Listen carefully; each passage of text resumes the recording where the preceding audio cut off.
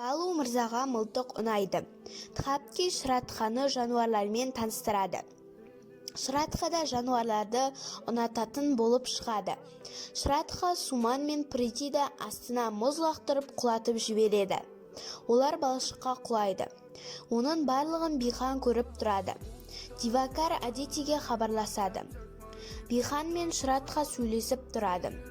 Сосын Тхапки келеді. Тхапки Биханның айтқанына сенбей оған ұрысып тастайды. Прити шкаф сатып алады. Хантерас рәсімі болайын деп жатады. Ол рәсімде күйеулері әйелдеріне сыйлық жасайды. Друф Тхапкиге бір көйлек көрсетеді. Оны Шыратхаға алдым деп айтады. Анасы Биханға мына көйлекті Тхапкиге бер деп айтады. Ол мен бере алмаймын деп кетіп қалады. Чатуверде отбасы тамақтанып жатады. Сосын Адити мен Дивакар келеді. Некелерін қидырып, анасы оларды көріп таң қалып қалады. Пандай үйіне Шыратха келеді.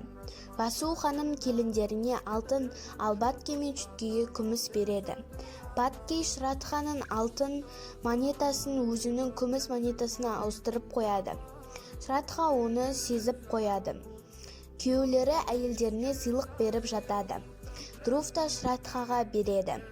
Шыратха Биханның әйеліне сыйлық бермейсің ба деп сұрайды. Ол кейінірек берем дейді. Сосын Тхапки қолын қанатып алады. Бихан оның қолын саримен байлап береді.